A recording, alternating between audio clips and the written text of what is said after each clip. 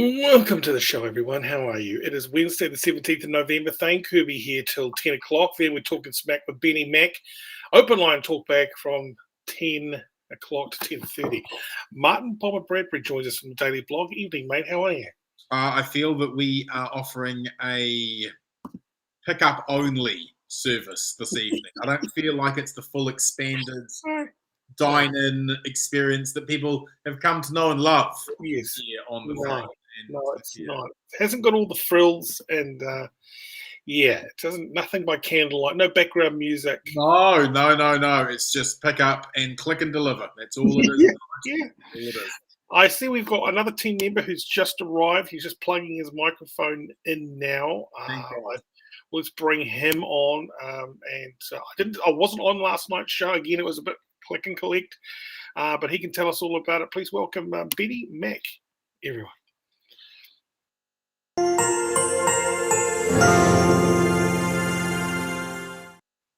No one checks the facts quite like Mack. How are you, sir? Bloody marvellous. Welcome back, Mr. Kirby. It was a pleasure to fill in for you last night. How did the show go? What happened? Highlights. It was a huge show, 2-hour show. We started off talking with Harley Neville, a filmmaker, film producer, actor, and just all-round talented guy, and just very, very interesting character. We had Selena Spain on, our intern. She did a bit of interviewing too, and then we rounded off the show with a gentleman coming in, a TikToker. So we covered all the bases from YouTubers all the way through to TikTokers. We tried to really figure out what it was. We tried to decipher whether there was any Chinese data sort of intrusions happening, and there was. But he didn't seem to care about that at all. He said, I think we all need to accept that all our information is going to be everywhere. So I thought that was quite a good observation too. I've kind of accepted that, to be honest. I understand. One thing I've signed up for, like Facebook and Instagram, everyone's got my info now. I've got nothing to hide. I just love it when people give up. That's my favorite, when they go, you know what? Personal information, medical history, all my personal contacts, everything you know about me, sure, I don't care anymore. I've got nothing to hide.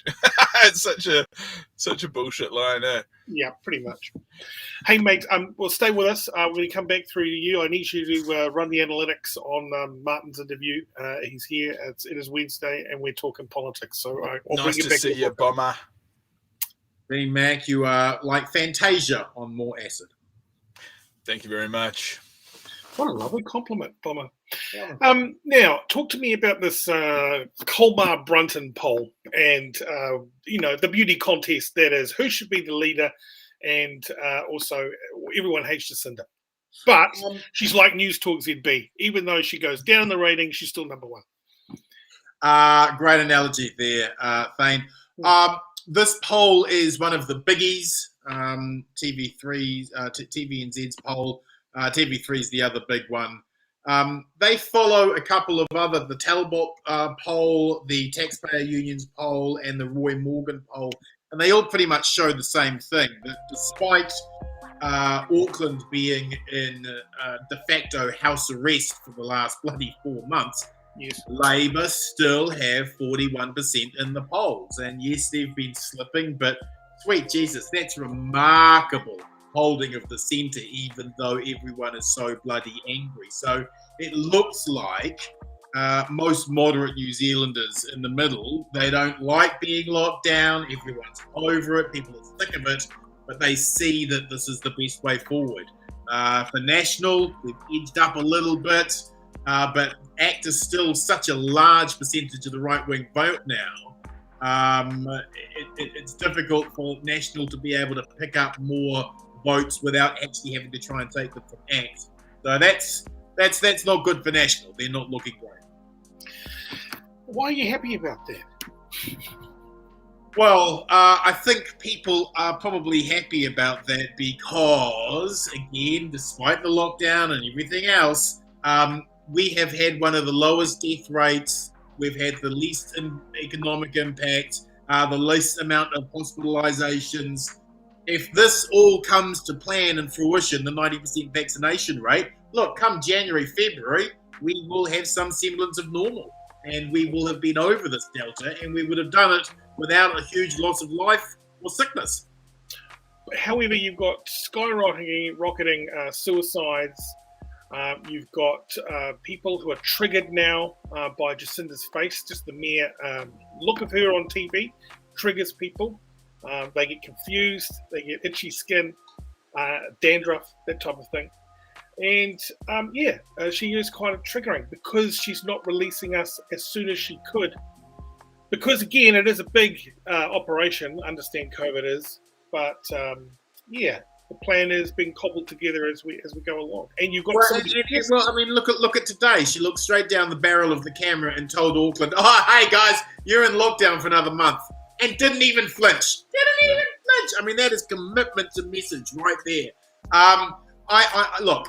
Everyone is over this. Everyone is just so. But if she delivers a Christmas that most voters can recognise, they're going to be very forgiving. Do you think John Key could have done this better? I really don't. I really don't. Everything has moved as fast as the bureaucracy has allowed. I know it takes ages. I know it feels incredibly frustrating, and all of this is just kind of coming together on the hoof, and that's because it is. That's because these events are 1 in 100 years. They're not normal. And the state doesn't normally have to react like this all the time in real time. So it's incredibly stressful. And I think we've done as good as we could have. Okay. People want more though, right? People are angry and frightened because these are not normal times. We've been in de facto house arrest, for Christ's sakes. People are going proper. And I think that thousands of people protesting. The farmers are up in the Three Waters is about to explode everywhere. Have you heard about the groundswell? It's happening. They're going to be disrupting traffic, the farmers throughout the country. And I think that what we are seeing and where we're going to go now for 2022, if we're looking forward to the next year, it's going to be a year of bloody hate. The animosity between the unvaxxed and the vaccinated is going to be just through the roof. The vaccinated will feel, screw you, I've been locked down, my liberty has been detained because you guys won't get vaccinated. Whereas the unvaccinated, the anti-vaccinated, they will feel continually persecuted and they will feel angry. They will dig their heels in. I think that we are in danger of a radicalization. That's going to happen in our political spectrum. We're not used to this. This is going to be really, really full on, and it's going to terrify the bloody middle. And I would not be surprised if there is not some attempt at political violence by some loner in the next 12 months. I heard that even by the end of next year. Within 12 months. I think it's going to be incredibly difficult for the security services to keep up with the amount of threats coming Jacinda's way in particular. Jacinda, so Rob says Jacinda isn't giving us freedom. She is restoring freedoms that we ceded to the government in the face of a deadly pandemic. Thank you. Yep. Hayden Brown goes on to say the New Zealand Herald is not helping. Jen McGrath replying to Dylan Calder, can you prove that Jacinda hasn't? Anyone in the know of the pharma industry knows exactly the incentives and payoffs that are involved. You've got to be honest though, Bomber, Jacinda has taken a hit, right? I mean, you think she would resign before she was rolled? Jesus, there's no way. Okay, there's no way she's going to get rolled. No way at all. That bloody party is completely behind her. And let's remember, the direction she's taken and navigated on her own for the 90% double vax, if this pays off, if this actually does work, and the economy rebounds to some degree, there's going to be a lot of people who are going to be able to move on with their lives, and they will be grateful and they will be thankful, and that major middle will be grateful towards her. But make no mistake, these have been difficult bloody times, and the radicalisation that's happening is just making the polarisation of debate very extreme. What about the sensible things that our good friend, David Seymour, David Seymour is saying some pretty good stuff, and he's got a lot of support. There is a groundswell around him. People do want a Freedom Day December 1st, Seems like he's the DJ at the wedding, the first to play Michael Jackson. He is getting people on the dance floor, and they're loving what he's playing. It's going to be an interesting dynamic what's happening here with ACT. He is directly flirting with the anti-vaxxers. None of the other political parties are, because for the 90% who have been double vaxxed, these people on the fringes, the QAnons, the Christians, Jesus is my vaccine squad, they're toxic to the rest of the body politic. And so ACT might flirt with them and say, come on over here, we won't make mandatory vaccinations, we'll represent you, we'll work with you. What he's allowing into the party are people who are so outside the fringe and so desperate that he may find his existing members kind of back off and might suddenly go back to national. Because if your waka is suddenly flooded with absolute lunatics, people who think that this is all part of a shadowy cabal, that the vaccine has been released and so that a one world government from the UN can emerge. People like that, it's difficult to find a tent broad enough to keep them all in. Stephen Gallagher said, would Seymour actually do anything different, though, if the blowtorch was on him? Really? And this is the thing. His big push, and the push that National have been going on, are these spit tests. They say, they're very quick and they give results. They do, but sometimes the results are a bit dodgy, right? They're not actually all that accurate. So you can't be pushing a spit test, which you say, that'll make things quicker. Well, if they're not all that accurate, right? If they allow a lot of sick people to go through, that's no solution, is it? No, but we're allowing sick people to go through anyway. I mean, the unknown cases, unlinked cases out there, it's out there now, right? It's all for one for all, especially as we approach the holidays. When Auckland just decide to move and then kind of like get randomly tested through the checkpoints, how are they going to make that work? I don't know. People are just going to do what they want to do, and some ain't going to stop shit. I think that there are real difficulties in the bureaucracy of all of this. The passport vaccines, I mean, the bloody site crashed many times. A lot of people don't have passports or driver's licenses, but they've been vaccinated. Are they going to be able to get the paperwork in time to be able to leave Auckland? And does the rest of the country want Auckland coming, right? A lot of people will know that COVID's coming on that. So we can expect a new wave to hit around at the end of January, right? We can expect a new wave to then hit into the schools at the end of March. And then we might get another wave. So there's there's still a lot to go through. Do you understand if we do hit bombs, if we do hit another wave, and it's a big one, and it gets up to the thousands, and we've got to do stuff, like we've got to do a lockdown. Are we back in the lockdown, or are we going to red light and then with everything closed? Do you know how that works? If we have to be... Yeah. I think that the reality, and the government will say, we will never go into lockdown again. We will never do that. That is not what we've had. They can come and dance as much as they like. If we get a situation where it's suddenly run amok and it's in a community and the bloody death toll is going through the roof and people are incredibly sick and you've got a major event on your head, of course we will go back into lockdown. That's the only thing that cuts the oxygen off to this, right? So we can say, we'll never go back, but some communities just don't bother to get vaccinated. They still don't believe that it's a problem, yada, yada, yada. If it gets into those communities, this thing does one thing really, really well. It finds unvaccinated people and makes them really sick. So if we do get another outbreak, you've got no choice. I mean, look around the planet right now. All of those countries that have been loosening don't have as high vaccination rates. They're now having to go back into bloody lockdowns because the numbers are so great. So it's just a disease that you can say we wouldn't, but in reality, when it hits, of course we will. Of course we will. Yeah. Let's get back to the messages here. Big Logie, I hope we redo lockdowns. They work with people when people abide it. However, the economy cannot handle it. Absolutely, they can't. Right. Plus, try and get resurgence now. You're going to need, they've made the hoops harder to jump through. So that's, they want to keep their money now. They don't want to give it away. Jen right. McGrath. So much results are dodgy, but when it comes to vaccines reactions and weird cover-ups with that's totally legit, right, Dr. Bradbury? All of the talk of cover-ups and deaths cover-ups and da-da-da, it's just nonsense. It isn't true. It just isn't true.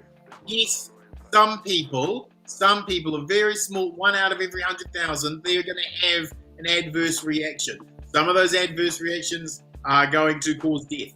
That's understood.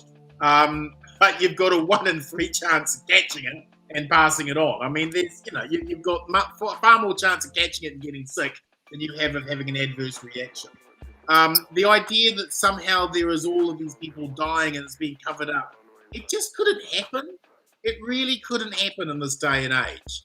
If there honestly was some research or some evidence that this vaccine was incredibly dangerous and we were going to die or whatever, it would come out. The media system is too large, and that story would be the biggest story of the year. I mean, I agree. Barry Soper would be smashing Jacinda down like he does every day in his press conferences. Mike Hosking would be leading with it. I mean, if it honestly existed, it would be out there. Plus, also, I reckon in my heart of hearts, New Zealanders just can't keep a secret. They love gossiping. We're too small a country. If it really was, if it was happening, it would be uncovered so quickly. So, can I tell you also, Bomber? I think there's a pandemic in New Zealand where people don't like to be alone in the car. When they jump in the car and they're going to drive anywhere for 20 minutes or more, they're always on the phone to their friends, gossiping, just to get them to their destination. And in that time, loose lips, they're telling all. They're an open book. Yeah, so I don't believe for 1 second any of that is happening. But I think that because there's so much suspicion, and people are basing their opinions on just stuff they're reading on Facebook, people are getting a bit loop-de-loop. Yeah, I think people are also thinking, Big Pharma gets away with things until it's exposed, and then we've got fracking, and then we've got banking, and then we've got the money we send overseas, and then we've got the cover-ups, and there's been so many cover-ups, and then we've got all that. No one trusts anything anyone says of authority. Yeah. That's a fundamental problem where we're no longer going to trust the systems which are robust and are trustworthy, like peer-reviewed science, for example, is as good as it's going to get in terms of understanding the truth of something.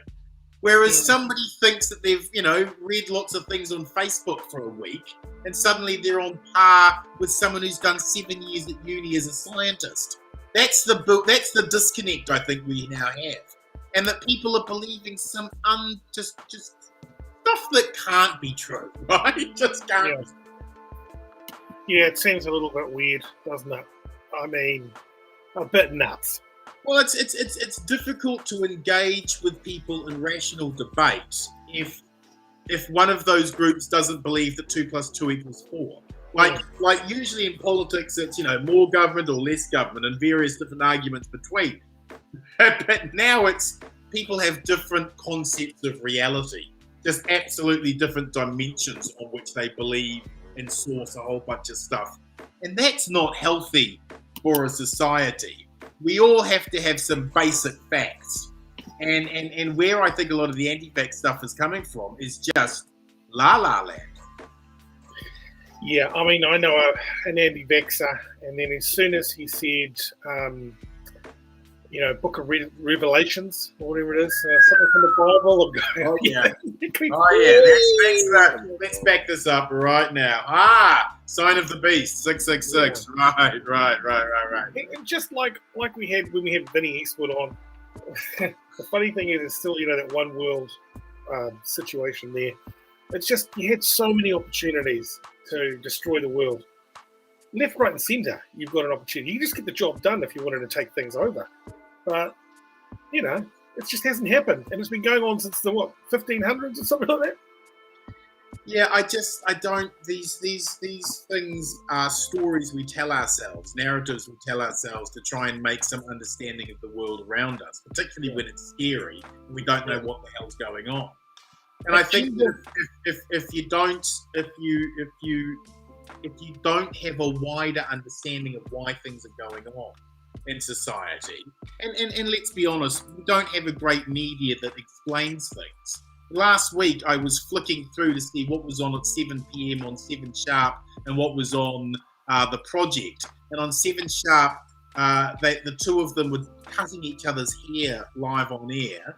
And on The Project, they were pimping some other show. And I was thinking, this is current affairs in New Zealand right now. 7 p.m. current affairs, and it's shit. It's not explaining stuff to anybody. Yes. And no wonder people have walked away and finding what they think is the truth on Facebook. We have helped create a system where you have a large chunk of your population who are just living in a fantasy world. Well, it's so true. And there's nothing we can really do about it, right? I mean, because our kids, the next generation, are all up in the TikTok and social media. They love it. And this is where critical media understanding is so bloody important. I mean, for my daughter, for example, she's 11. She loves social media. We have a very open relationship about talking about things that she sees. We talk about the content. Why was it that, why did it, you didn't like that, or what was going on here?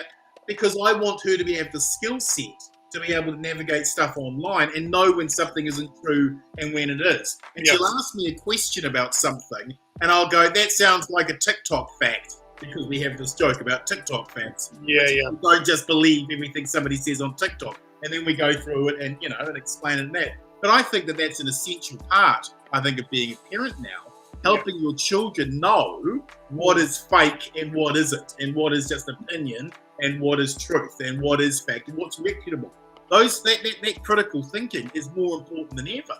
Because if they're going to be sourcing, if the next generation is simply going to be sourcing things online, if their inability to be able to tell what's true and what's not, what is an understood and accepted history, what isn't, what is contested, what's not, if they don't have that skill set, they will get manipulated and end up thinking that 5G technology is creating a special virus. Oh yeah, most definitely. Yeah. I heard something on national radio the other day when this woman said her kids are asking constantly, can I download this app? Can I download this app? And she's saying you can download any app as long as you can write me one paragraph of how they monetize the app. How did they make money out of you downloading this app? Yeah. And so the kids kind of go, oh, my privacy, upselling me on more credits to buy more houses, Roblox. Has that hit your family yet? I mean, it's like... Yeah. All of that stuff. And if we're not teaching it to our kids, no one else is, So I think it's giving them the nuance and the insight to be able to see stuff online and evaluate it for themselves. Is that true or isn't it? And how can I check if that's true? Because if they don't have that skill set, we are raising citizens who are going to be easily manipulated muppets. Okay. Hey, can you tell me about, just quickly, Winston Peters didn't poll anywhere, yet he's doing a pretty good job of hiring somebody to do a social media. Like he's up to play with what's going on. I guess that's what's going on there. But do you think he was 3% in the poll, and that bodes very well. That bodes really, really well for Winston. If he's polling 3% 2 years out from an election, that means he is definitely within striking range of getting over 5%. I wouldn't rule him out at all. Really? I think that you're going to have a lot of radicalization over the next 12 months. I think Winston will be a guiding voice. I think he will step up as a statesman and actually call for calm, call for the New Zealand to gather together. I mean, I think he'll be that voice of reason. You don't think he's too old? You think, you come to a point where you kind of got to go, you can sit this one out, mate. Give this guy a knighthood already. Somerset is calling. You know, he is so. Uncle Winston hungers for it. He hungers for it. You know it. I know it. It's in his blood. And he's the machine of New Zealand politics. I think he'll definitely run if he doesn't, God forbid, something strike him down. But he will be running, and I think that he'll give it a fair whack. Okay. Tell me, who's the guy? What was the guy that was recently in the news this week? He's got to pay his former press secretary. Like 400. Yeah. What is that guy a weirdo or what's going on there? Can you explain that situation to me? I testified in the original court case. Wow. In that case, what happened? And it was just this terrible situation where you had these political operatives using dirty politics to white ant Colin Craig and his party. They set him up to destroy him. He lashed back angrily at all of them, including the press secretary. They'd already made an agreement to keep some things private and they'd settled some issues. He breached that. And I think that he became so obsessed with clearing his name. And he felt that he had been so wronged by the dirty politics crew. And he was so close to getting into Parliament. Let's not forget, 4.3%, right? Yeah. He was so everything he'd ever wanted, and then his relationship is exploded. He's this terrible, person. He gets all of this junk and garbage thrown at him, and he takes a defamation case. Jordan Williams takes one against him. It's all in court. All of these things are being said. It just got messier, and messier, and harder, and more painful. And finally, it's all been put out of its misery, and it's all pretty pitiful and sad. How did he make all his money? I mean, who's got 400? He had a little bit of funding behind him. He did real estate on the North Shore. Oh wow! Yeah, so had a bit of coin. Yeah. I was going to say to you also, there was that, and there was something else that was wrecking my brain politically today. We didn't have anyone die, did we? No, we didn't have anyone interesting die. Mike Moore's dead. Oh, it'll come back to me. But anyways, for me, that guy, Colin Craig, he didn't look quite right by the end, and you can see the weight he lost, the depression. Someone said he did mortgages, and he has lost a lot. I mean, reputation shot now. He's never coming back, right? It's like Artax dying in the never-ending story. The horse, and how sad it is, and how everyone's like, no, and it was like that scene, but just more graphic and painful for everyone. Yeah. Hey, how much does Jacinda use like private polling and research? I think. I mean, they would get monthly. The Talkback report would be their polling, their internal polling. That happens every month, so they've got a fair idea of how they're tracking. Right, and how much? Because everyone's saying this week, particularly, that Director General of Health, Dr. Ashley Bloomfield, is like the most powerful man in the building right now, because he's got a lot of shots. Which is the way it should be when you have a national health emergency, right? You ask the top doctor in the country to step forward and advise the nation on the best way forward. So yeah, he is, but that's to be expected. That's what happens during a pandemic. Yeah, but also it's a nice situation where they put him in a little tower over here, and if it all does go, pear-shaped, he's always going to be the last man standing on that tower, right? Obviously. Well, yeah. I mean, you've got to protect politically. You've got to protect your queen. He gives the advice to the Prime Minister based on the best scientific medical knowledge and standards that we have. So his advice is to be followed, and they negotiate it. But it's obviously the Prime Minister's final call at the end of it. Okay. What are your thoughts on primary schools going back? Oh, this is such a scary. It's difficult, right? On the one hand, the need for children to get back and interact with each other. There are real social issues going on. Some kids have lost all connection with their schools. Some kids having to go out and work because that's the way they're going to bring money in for the family. So the need to get them back is important, and it also, of course, allows parents to get back to work. On the other side of it, a lot of them are going to be unvaccinated. We know that COVID can spread through children, not as quickly, and it doesn't have the same impact. But it's going to be of concern, right? People are going to be nervous and a little bit scared, and that's going to exist, I think, throughout the summer. Everyone thinks that Aucklanders are going to do as much as they can to get out of the city, and I think some will. Don't get me wrong, but I think a lot of people are just going to stay home this one. Yeah, we've got our liberty back, but everyone knows that this sickness is now going to be out there everywhere. I think people are going to want to stay close to home. I don't see people rushing. I see a wave, and then that's it. I could tell you something, Bombs. And sorry, Benny, we're going to bring you in a split second. I just got one last question. I know for a fact there are unvaccinated children. There are in high schools. There are unvaccinated children hanging out with vaccinated over 12s. Yeah. And, the first day back, everyone's hugging. They miss their friends so much. Yeah. And we've had like Barradine. There's a small outbreak there, and it's all starting to. I don't know. It just seems like it's about to blow. I know, and this is of a concern, right? This I think is going to be. This is going to be the Achilles heel of the policy. If children start getting sick in large numbers, people will blame the government. That will hurt. That will hurt. Absolutely. At this time, if you just joined us, Bomber Bradbury from the Daily Blog with his weekly chat about politics. And also I'd like to bring in Benny Mack, fact finder. How are you, mate? I'm doing good. We've been running algorithms throughout the show. Okay. You guys have covered a lot of bases. I've got a bit of a list here. Should I start working through it? Now, some people have been triggered by Ardern.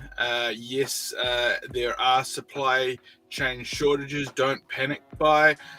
Some people have been developing eczema, and so just be careful. There is a limited supply on calamine lotion at the moment. And as far as people being smart and being able to discern information and disinformation, we need to be careful. The kids don't know the difference between what's real and what's fake. Often they talk about their treehouse and their friends, but they're actually just talking about some shitty virtual treehouse that they just built in Roblox and their idiot computer friend that they just hung out with for 18 hours on Minecraft.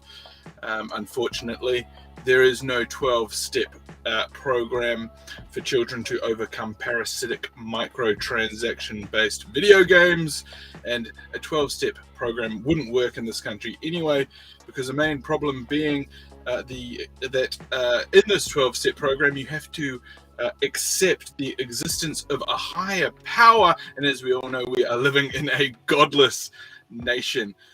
So getting the mark of the beast for most people here isn't a problem anyway for 90% of the population.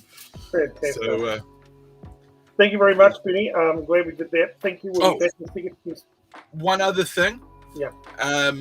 If you are defending the anti-vaxxers, you're automatically and inextricably linked, that's a big word, isn't it? Inextricably linked to not only Destiny's Church, but also Billy TK, and now, which the coolest one, the Killer Bees. So I'll be, we can get all some cool dirt bikes, and we can just hoot around on dirt bikes and shit. Does look fun though. Does look cool. It feels like you're back in Miami. Exactly. You're like Pitbull or something. Thank you very much, Benny. Nice to talk to you. Now, what do you reckon to this? It's PPE. Yep. And, I prefer it to a mask because you can still see my face. I'm just breathing. But there's a little bit of OTT, isn't it? Well, I mean, it's saying I'm prepared for the apocalypse. That's what that's saying. Yeah. Yeah, I could hang out with some killer bees in this. It'd have to be red, obviously. But Yeah. I'll show you that. Hey, let's just go to the comments just quickly. What do you reckon to a Honi Harawira with another maybe Māori roadblock up there for Christmas? He isn't happy people coming to far north. Well, he's been really graceful. He was very funny on Q&A a couple of weeks ago. Broke into song in the middle of his discussion. He said, look, we love Aucklanders. We know that Aucklanders have a special connection with our land. We have a special connection with this land, but we're just asking you not to come until we get to 90%. And he's being, he's begging people to do the right thing. And I think a lot of people will. I don't think, look, some will say, I'm going, screw you. But I think a lot of people will listen to that. I don't think New Zealanders want to spread the bloody, be responsible for spreading. I think also Honi's kind of chilled out a little. As he's got older, he seems a lot more likable. Before he's very fierce, cutthroat. He's, I think the guy, I've always thought that he was a phenomenal leader. I've always had a soft spot for Honi. But I think that his leadership on the Tito Tokoro border patrol has just been amazing, and it's been righteous. And I think that the history books will paint a glowing footnote of his. You know what I reckon he should lead? Māori television. Isn't that we still top that up with gas? It goes nowhere. I don't know what the viewership numbers are like, but it's just. I'm in favour of that becoming more commercial. Standing on its front two feet and putting some shows on that people want to watch. Well, you should be program director there. Yeah, I might give it a whirl. Yeah, I think you'd be great. Thanks, mate. Hey, other messages. James Selwyn, the concept of privileges assumed as rights is coming to the forefront. What is a privilege versus what is a right and why? How is this determined, Bomber? Great question, James Selwyn. Salute that, man. Exactly. Whose rights? Where do they begin? How do they begin? Do I have the right to smoke a cigarette and that impact you negatively with secondhand smoke? Well, I don't think your right extends over my right not to be sick, right? Right. So I think that in terms of the vaccinations and the mandates required, look, this is sensible. This is the way forward. But in terms of how we treat those people who have chosen not to get vaccinated, I think that we have to do it in a whole bunch of ways. I think you offer them immediate welfare so they could go straight onto the benefit without any stand-down period, because obviously a lot of these people are going to suddenly become unemployed. So you want to be able to help transition that. You don't want people to be punished, right, for their decision. You don't want to make them suffer. It's a way of trying to, okay, how are we going to live with this whānau who don't want to get vaccinated? And how can we always try and bring them across, but without making them suffer in any way? No one should want to make these people suffer, because I think that there are enough pressures going on there to radicalize that group of people. They don't need the endless vilification as well. Sorry to bring it back to Jacinda, but sometimes when she is in the press conference mode and she's delivering things so heartlessly, you do see that maybe she is a little bit out of touch at what's going on in Newland and just places that are doing it really tough. And especially if you are doing it tough where you don't have a driver's license or your car can't get warranted and you're getting tickets piling on and work's been cut in half, and now the IRD is screwing you because your business that you put through doesn't qualify for some reason, but it did last time. And people are depressed, and the petrol prices are going up, and the supermarkets are a cartel. And then the last bit of $5 for that chicken roll you're going to get at the bakery has been taken by bank fees. You can't fucking win in this country, and it's awful. No, there is no question, Thane, that life for a lot of New Zealanders right now is fucked. And it is incredibly painful, and it's stressful, and it's scary, and it's frightening. And that's why I think we've just got to cut each other some slack.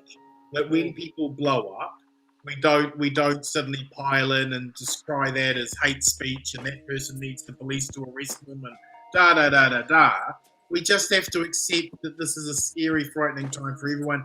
Everyone needs a little bit of license to blow off some steam, and let's try and find ways to overcome the pain and the fright and what have you. And the rebuilding of this to get out of it, I think is going to need to be enormous. And I really...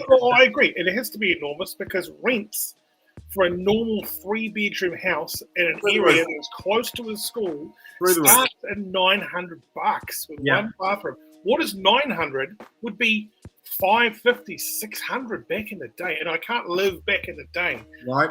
Hard to get your shit organised if you didn't come from privilege or you're a bad saver, or you don't even know how to do your tax return because you flunked economics.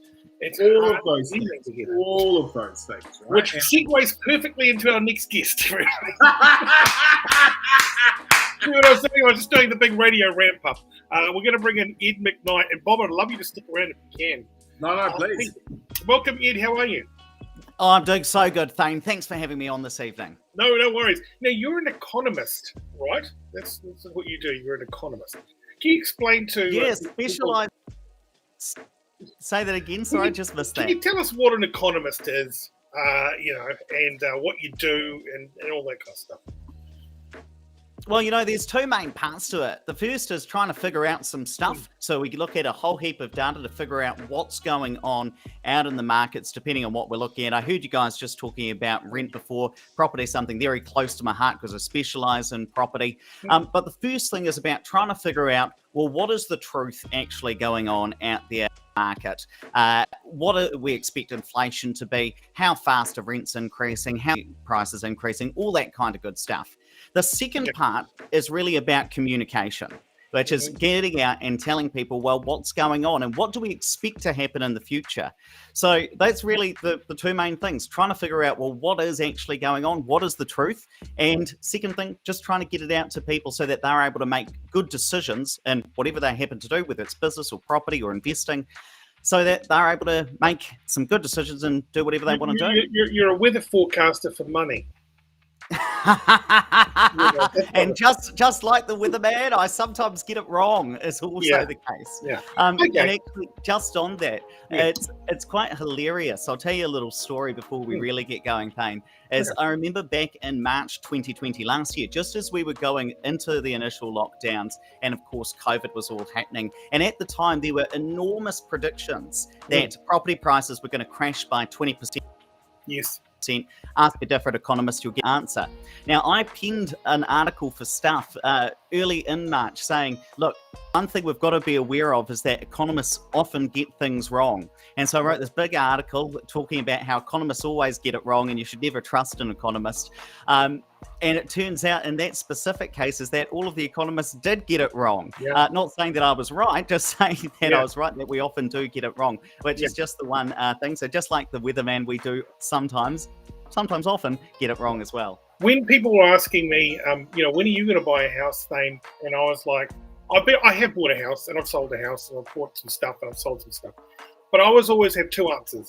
When the Maori Revolution comes and I just walk into some house in Iraqi, or that didn't happen, or through a stressed mortgage because the floor is going to fall out of the housing market. Nothing's happened yet. When is it going to happen? When's the bubble going to burst and everyone's going to be stressed and all houses are going to go for next to nothing?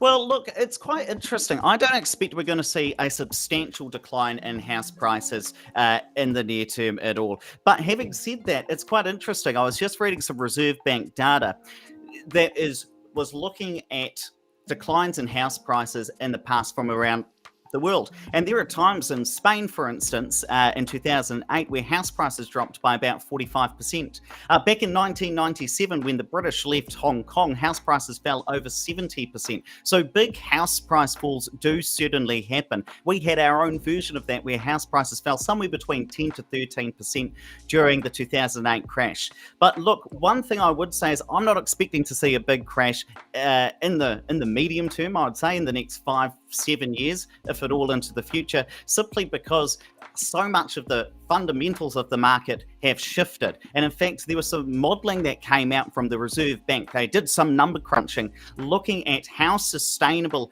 are house prices right now. Now, from their models, and there are a couple of ways they looked at it, it looked like the market was currently overvalued somewhere between 5 to 7%. So even if you think if we had a realignment of house prices with their fundamental value as modelled by the Reserve Bank would only be talking about a 5 to 7% decrease. So it's not like we're expecting to see a wholesale crash, house prices declining by 50%. And actually, one of the things I'll tell you, Thane, which is keeping the housing market up, is in fact the regulation that is slowing the market down. And what I mean by that is over the last couple of decades, we have seen tightening of banks' lending restrictions. So banks aren't lending out the same amount of money that they used to. In some instances, Kiwis were able to go out and buy a house with 100% lending, no deposit at all. In fact, one of my colleagues, Andrew, he started buying houses 19 years ago, and he walked in, was able to buy one with 5% deposit. You can't do that anymore because bank lending has tightened up. Reserve banking restrictions have come in, trying to make sure that households, families, have enough money to be able to support their mortgages.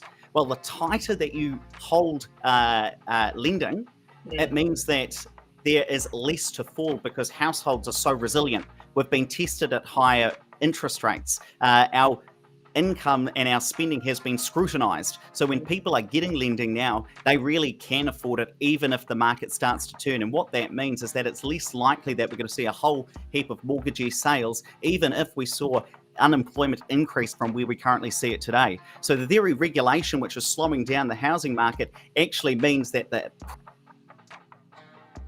see are more or less here. Gotcha.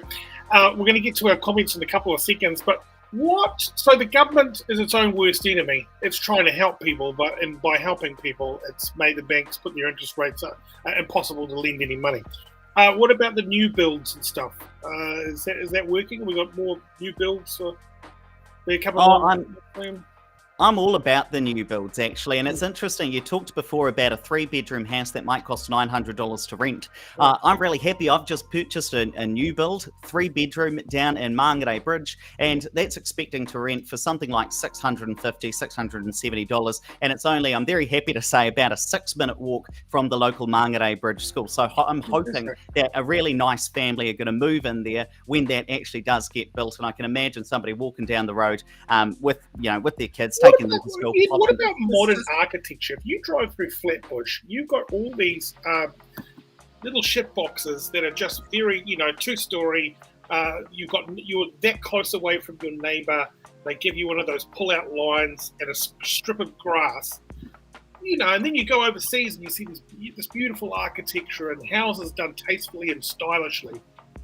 What developers? Is that just them being greedy, just using the cheapest, most plasticky, profit-grabbing kind of materials and making us live in these dog kennels?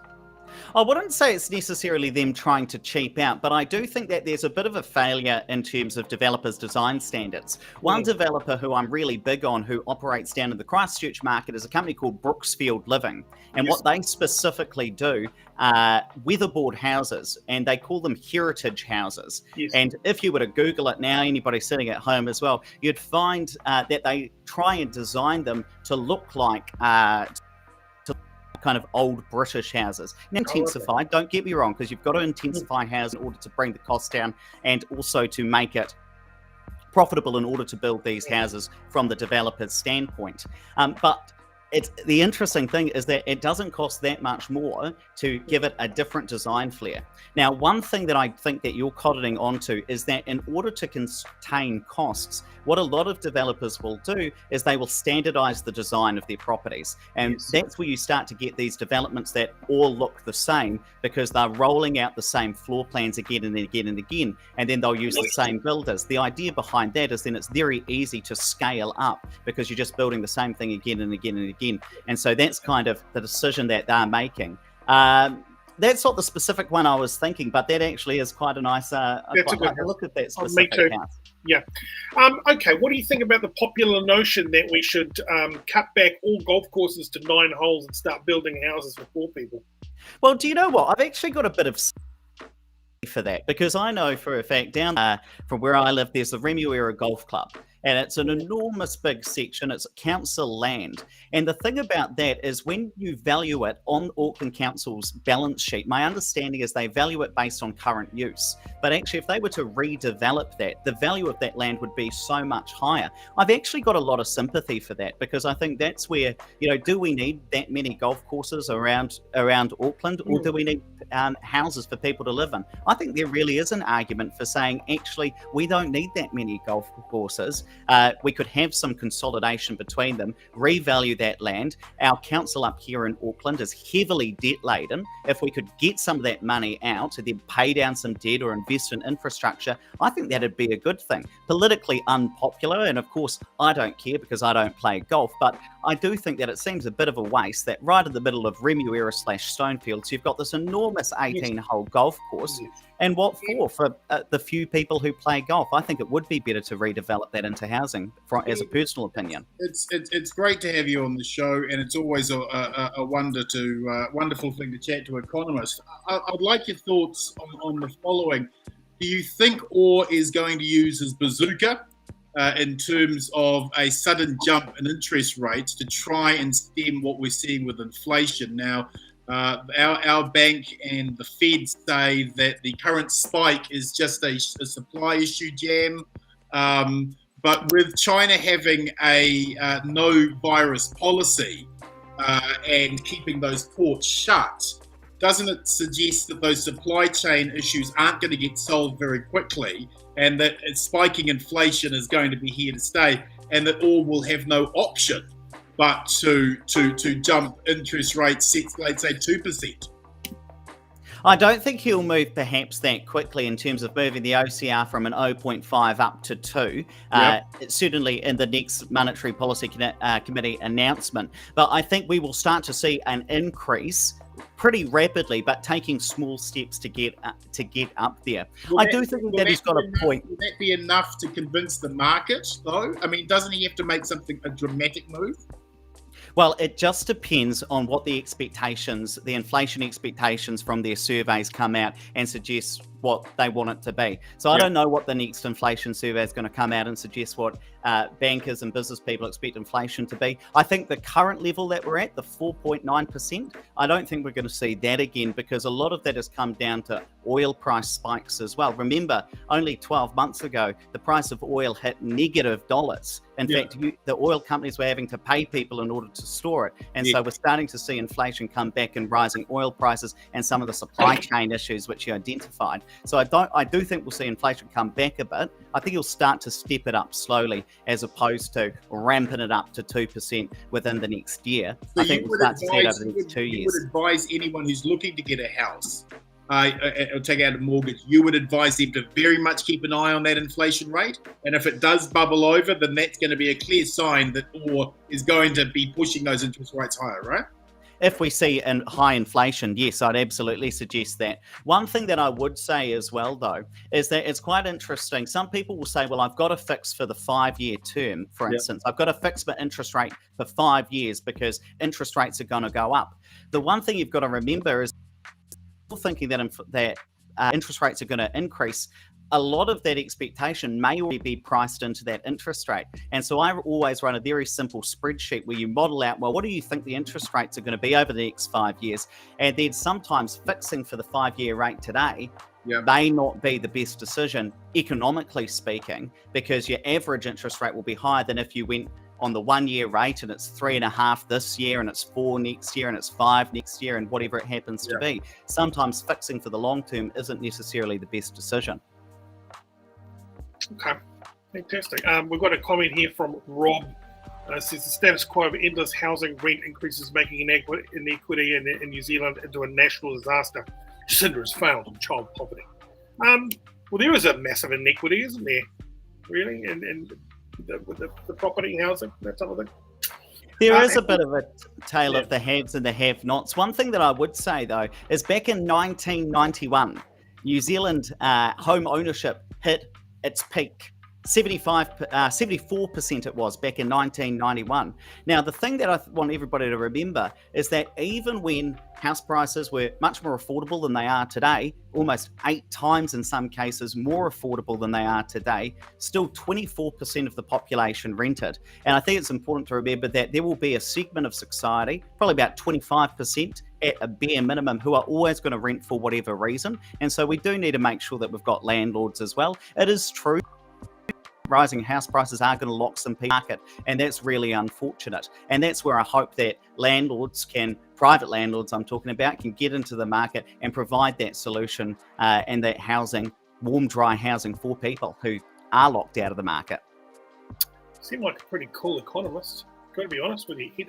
I try and be optimistic about it. There's a lot of reasons to be negative in this world, and I'll do my best to be positive.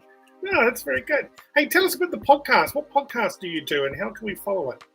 Oh, Thane, about 2.5 years ago, we started the Property Academy podcast. And every single day for the last 2.5 years, we've released a new 10 to 15 minute episode to teach people something new about property in New Zealand. And the most wonderful thing is that when I go and read the reviews, and there's about 400 odd of them, so many of them say that these guys helped me buy our first home, or they helped me buy my first investment. A lot of first home buyers, I've got to admit, even though it's primarily a show about property investment. And I think what that goes to show is that there's a lot of people who want to buy, but just don't know how to go about it, don't have the confidence in order to be able to do that. And that's the same with a lot of things, right? Investing in shares. You can invest in shares with $10 through a Sharesies account, but a lot of people don't do it because they don't have the confidence to be able to do it. And so if we can provide that, that's going to be a really cool thing. I am happy to say it is New Zealand's #1 business podcast at the moment, and had over 2 million downloads in total. Holy shit. Wow, that's awesome. And what platforms are you on? Oh, we're on Spotify, Apple, on our website, Castbox, basically anywhere you listen to podcasts. Property Academy is there. We're on YouTube. It's pretty cool. And it's just wonderful to have that feedback again where people are saying, actually, you've made a tangible difference. And we've just been jibber-jabbering into some microphones for the last 2.5 years. And it's just wonderful that people actually listen and then actually do something with it. Because, of course, if you don't do something with your knowledge, you're never going to get anywhere. You've got to actually do something. God, just listening to your voice makes me want to do something. This is great. You're very motivating. It's really good. Here it is on screen, everybody. The Property Academy podcast. They're in cartoon form up there. Who's the bloke on the right? Oh, that's my business partner, Andrew Nicol. He's a very, very good property investor. Provides a lot of housing for some Kiwis, and he's just wonderful. And one of the other things, since we're talking about media, a couple of other things that we've done that are quite interesting is we've started buying up a couple of magazines as well. So one thing we just did last week is we bought New Zealand Property Investor magazine.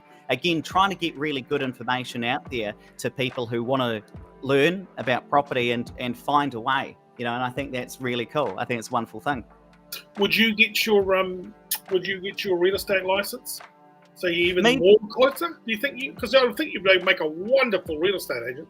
It's not really my thing, if I'm honest, in terms of that. I mean, it'd be lovely to help individual people find those first homes, but that's not really my jam. My jam's all about the data and trying to reach as many people as possible through the media side, through the podcast, those kinds of things, and encouraging people that way. And then we've got a team of real estate agents in our business who do help people in that way. That's not really my calling, if I'm really honest. Fair enough. Okay. Hey, another question. Why hasn't rent to own flown in this country? I thought rent to own would be very good. Is that a viable solution? Well, I think that a lot of the reason why rent to own historically hasn't worked is sometimes people get caught badly in the contracts and can get negative press. So what often happens with rent to own is maybe the rent would be $500 on the open market, and then you might pay $650 to rent this place and pay down some of the principal from the current owner of it. The unfortunate thing is if you get to the end of, say, a 5-year period where you then have the opportunity to purchase that home, the issue there is that if you decide not to do it, then you've lost that extra $150 a week that you've been putting away paying down the principal. So there are some things that if you've got bad actors, and I'm talking about bad developers or bad people offering those products, then people can get stung from that. And of course, then you've got to pay a higher than market rate for that rent. So I can understand why people wouldn't necessarily go for it. Look, I'll tell you something which I probably shouldn't, but just between you, me, and everybody else on here, Thane, one thing that's we've been looking at is, well, how could we maybe have a solution for that in our business? And, one of the things we've been looking at is potentially purchasing a whole heap of properties, renting them out at the current, the current market rent, not the higher rent, in order to get some the additional cost of the property off the tenant, but then saying, look, we'll allow you the opportunity to buy it in 5 or 10 years, and then putting a financial advisor with them to create the plan for how to build up that deposit over time. Because I think what's going to be important, and I think this is the important thing, is that people need personalised advice. Yes. And if you can give it to them as part of that, then perhaps that would be a good thing. So that's one of the things we are considering doing to try and help that. Like a personal trainer for, for buying property and stuff. This is good. I love this. This is a fair one. This is great. When are you going to do this? Is this going to happen? You're talking about it now. You've got people. We're talking about it. We've got people interested to help try and fund this. If we can make it work, we'd be really happy to do that. But, one other thing that I'll tell you about, Thane, that is just really amazing, and is we've started a business called Opus First Home. And what this does is it's kind of that personal coach for a first home buyer. So somebody actually working with them to put that plan in place to take action. So it's kind of like a reverse real estate agent, or what we call a buyer's agent, because they're on the side of the buyer trying to help them find the home, rather than starting with the home and saying, where can I find a buyer for it? And so that's also been quite popular for those people, again, who just need the encouragement to take action. And I think we probably undervalue that in terms of when we think about what do first home buyers need. They need a lot of encouragement, somebody to hold their hand and take them along. But one thing that is quite encouraging that I'll tell you about, Thane, is that just in the last month just gone, first home buyers were buying more properties than they ever have since the records began. And I'm talking about in the last 17 years. In fact, 26.2% of properties bought in I think it was October, were purchased by first home buyers. That is the most active we've ever seen first home buyers in the market. And it's just a beautiful thing. And one thing that I do want to challenge is that there are a lot of people who think it's impossible for first home buyers, but when 26% of the market is made up of them, you know that there are some people who are out there doing it. Now, that's not to say everybody's able to purchase their first home. Of course, we know that's not the case, and it's probably never going to be the case. But it is encouraging to see that that number is trending in the right direction, I'd say. Hey, just with the KiwiSaver, everyone's put I'm with Milford and I'm in an aggressive fund. What's the best setting for, maybe a young family or a solo parent maybe with their KiwiSaver? Where should they be putting it? Oh, well, it definitely depends on what their plans are, but I will give you a solid answer. So if you're the sort of person who, maybe you're a couple, you're thinking, I'm going to buy my first home in 2 or 3 years, say, for example, that's when generally the right thing to do might be to put that into a moderate fund, something that's a little less aggressive. The reason being that an aggressive fund, it'll do really well over the long term, generally speaking, but it'll go up and down. So one thing that people freaked out about during the start of COVID is we all saw our KiwiSavers dropped if we were in one of those more aggressive funds. Now, for anybody who's just about to buy their first home, that would have been really scary because they need that money in there. So that's where it's generally better to go down the risk spectrum, because while you might not get the same level of returns, of course, you're going to have that more stability. Now, if you're a single parent and you already own your own home, or you think that maybe that's not going to be your path, that's where you might go more aggressive, because if you're investing for 10, 15 years, then you're going to generally do better over the longer term. So if you need your KiwiSaver kind of in the next couple of years, in the next couple of months, definitely go down that risk spectrum. If you're saying, don't need it for another 15, 20, for me, it's going to be another 35 years plus, bang that in aggressive for me, because I know I'm willing to accept that volatility in order to get those higher returns. Who's doing good out there? I mean, I listened to Hosking in the morning, and you're just smashed with KiwiSaver funds ads. Who takes your fancy? Who would you recommend? Who's a good one? Who am I with? You know, this is terrible. I'm with ASB and I've never touched it since I initially set it up. Look, one of the things I'm getting quite excited about are some of the lower fee providers. So the likes of, I know Juno, KiwiSaver's out there.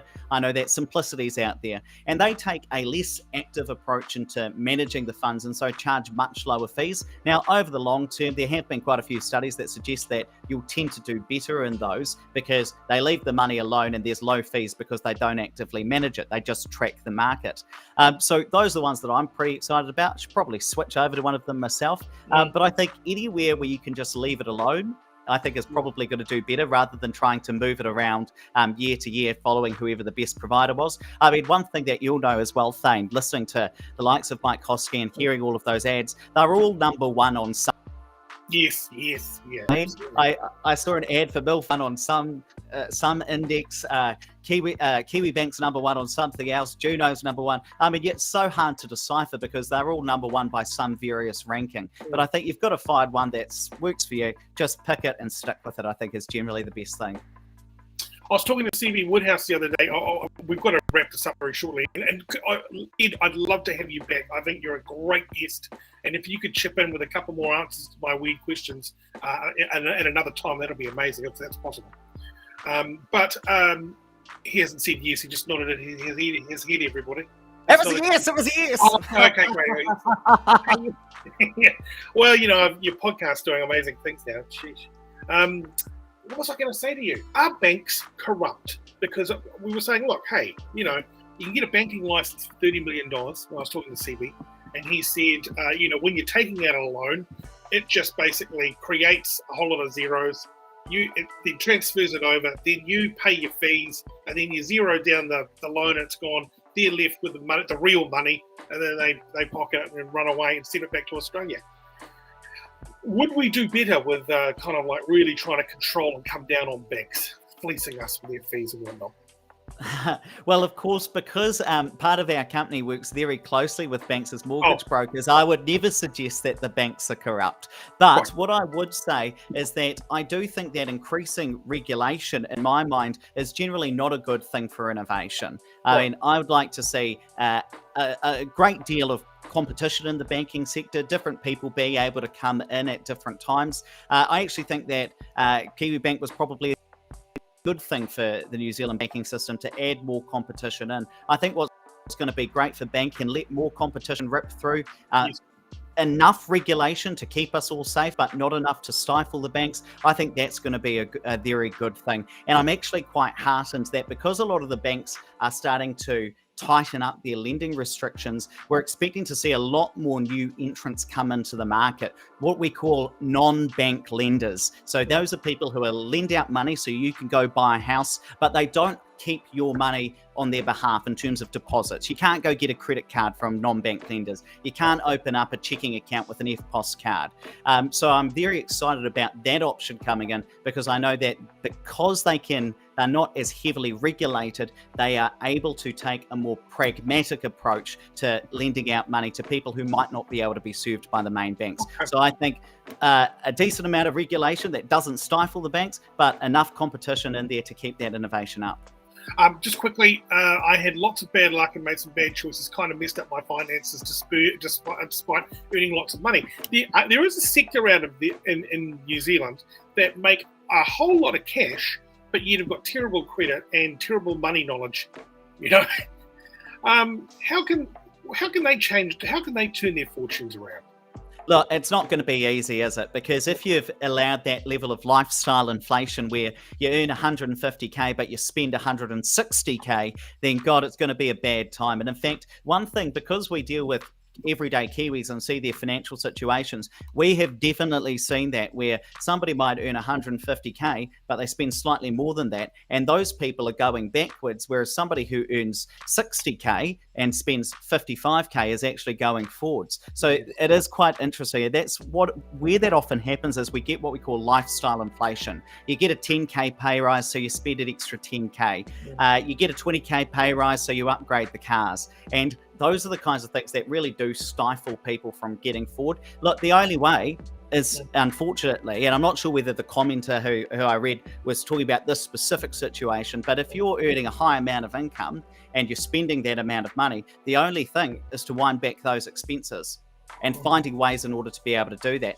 One thing that I would definitely suggest is a good audit of your credit card statements. So on one of our podcasts, I think it was episode 564, but don't quote me on it, Andrew and I actually printed out our bank statements and we went through line by line highlighting what we were spending money on, and it was amazing the sort of things that I myself was spending money on that I thought, how the hell am I still spending $12 on this and $13 on that?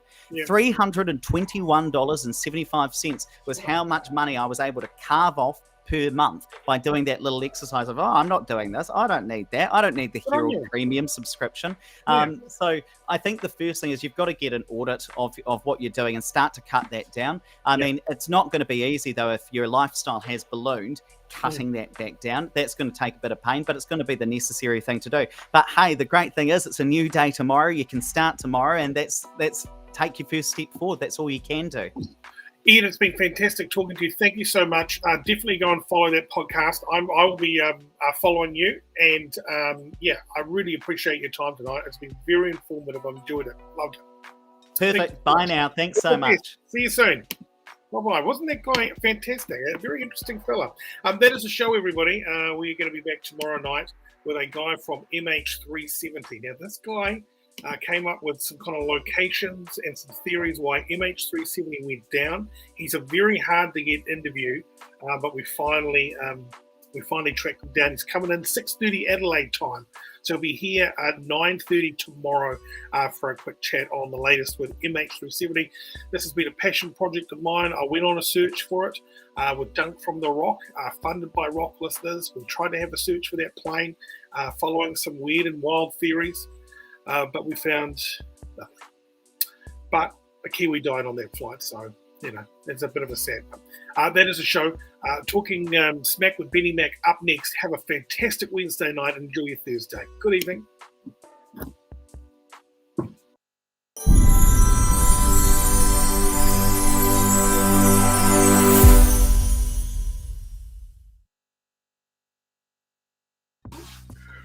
Well, boom, boom, boom. Welcome across. My name is Benny Mack. Thank you very much to Thane Kirby from his show. We are bringing you a whole new show. This is where you get the opportunity to call in live. This is Talking Smack.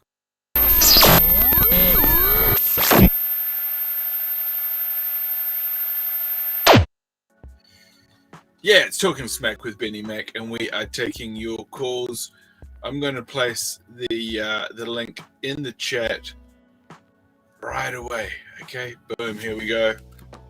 And the link is in the chat. Now's your opportunity to call in live, man, oh man. Switching of the alert system at the end of the month. They're going to do it nationwide from what I hear.